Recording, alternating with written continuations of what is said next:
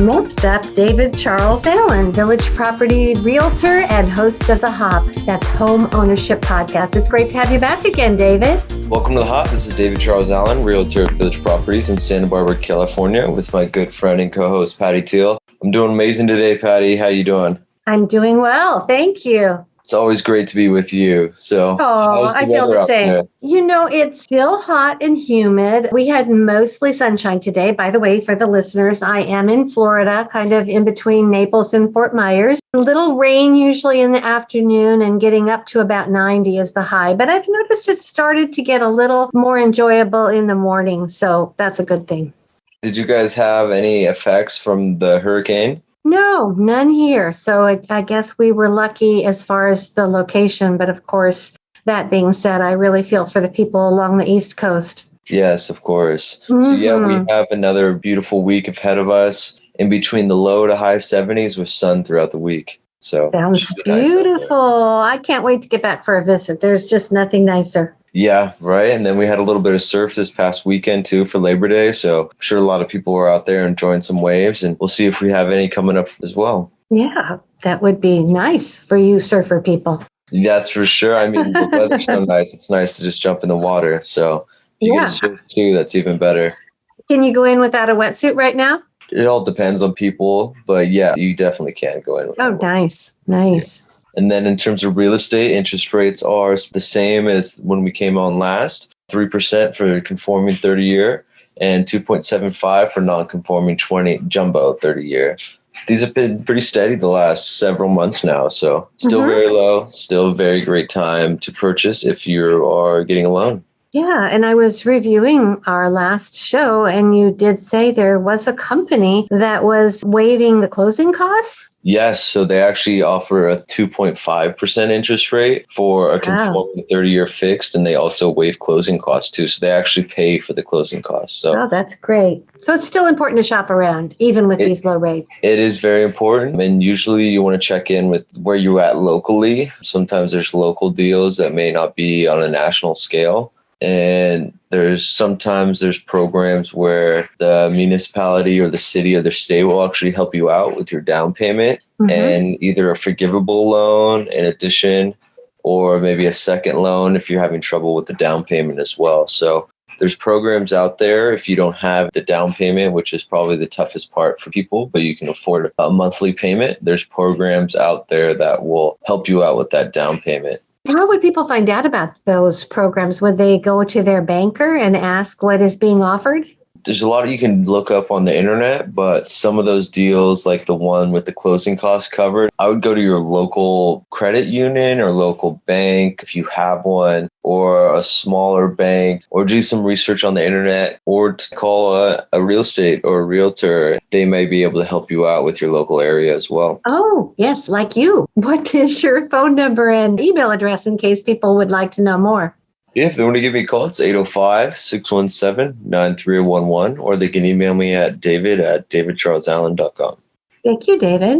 And then jumping into the statistics as well, 48 new listings this past week, 9 price changes, 50 that were closed, 42 that were pending, and 13 expired with 10 coming soon. So stay consistent. We got a little bit more supply. Usually Labor Day, people are out and about, so I can see why there's a little less new listings than we've had in previous weeks. But it is getting to that time of the year where the housing, at least the supply market, really slows down. Right. We talked about that just a little bit last week. Back to school time, people maybe are getting settled. If memory serves me, it might have been 56 last week, but still not a big change.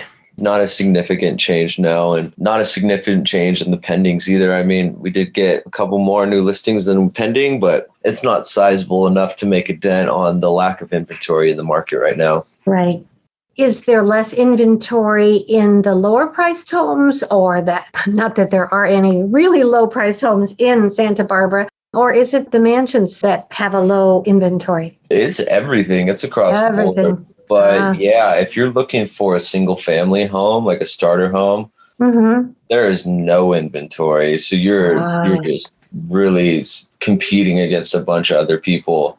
When you're in like the 3 to 5 range, there's less inventory, but there's some things you can work with. And then obviously more than that, there's going to be a good amount of inventory just because there's a lot less people that can afford it, but it's still not as high as it typically is. What's happening is we're getting the inventory that's staying around is the prices are just insane.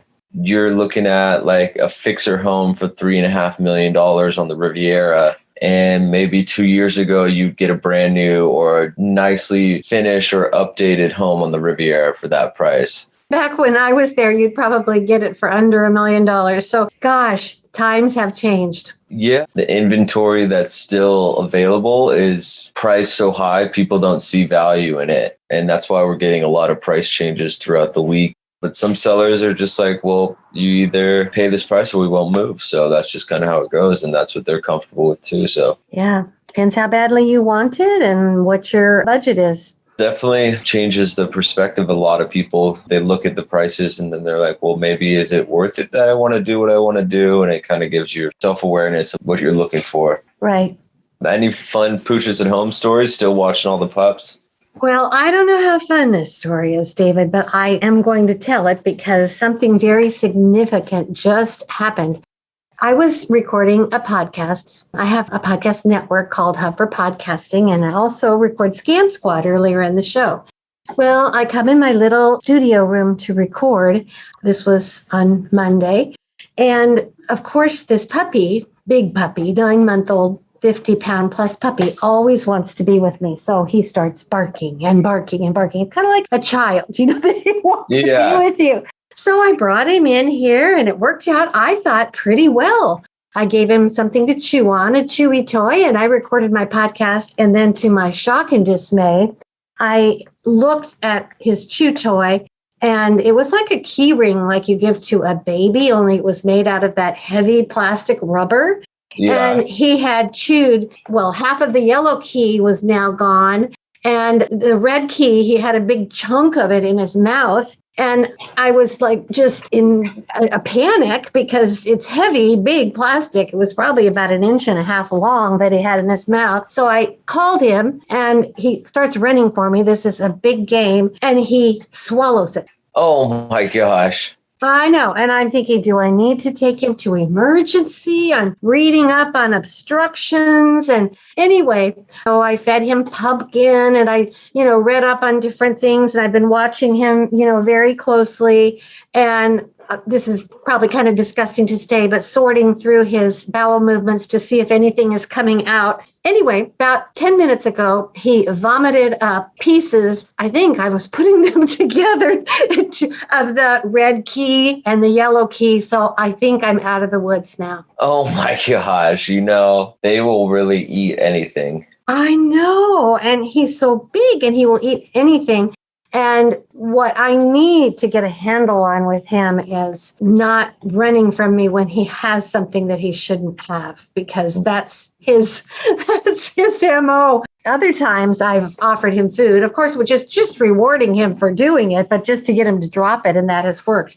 But this time it didn't work. He just gulped it down. Oh my gosh. Yeah. Sometimes that's just what happens. It's always so stressful in that predicament as well, because you don't know what to do. Yes. Yeah. And so today my daughter is telling me that she thinks she wants to stay in Italy like 5 more days. And I've already been counting the days till she gets back. Not that I don't love the puppy, but just that you like your freedom from not having to have not have to stare at him every moment.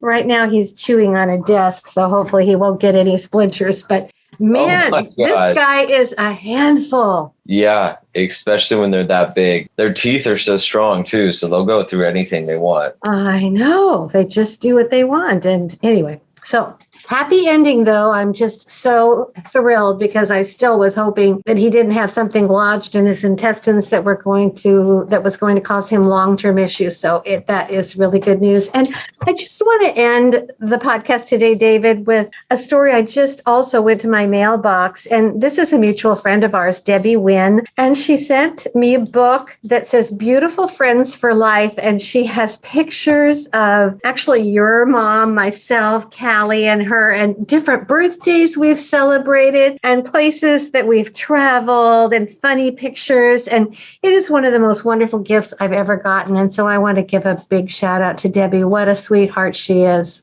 That is amazing. Yeah, beautiful gift. And a beautiful addition to my new home here so that I don't miss my old friends so much.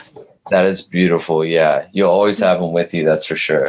Yes. Well, thank you, David. This was a fun episode of The Hop. And hopefully I won't be in the doghouse much longer. You know, I've kind of renamed our pooches at home to the doghouse because that's kind of what I'm feeling like. I like that a lot.